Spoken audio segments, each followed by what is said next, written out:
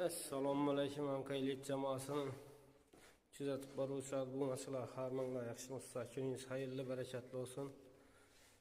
Yine Xudo xolasa yangi bekitimiz Atachen turmoqqa geldik. Şöyle Xudo xolasa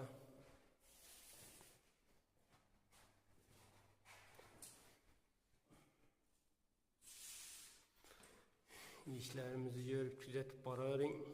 Kimlere shuningdek sifatli xizmatlar kerak olsa bemalol telefonlarni qoldiramiz. Aloqaga chiqishlaringiz mumkin. Bu kanallarimiz bitganini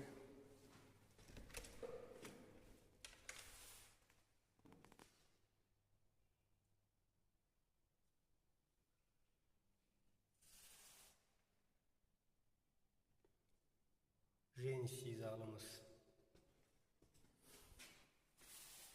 Şimdi muz koyacağımız sistemimize asılı kalsın.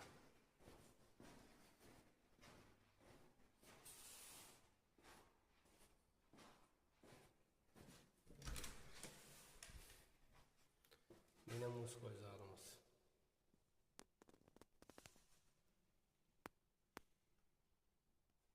Tazalığa kurulgan edi, şuna giriyorum muz içine.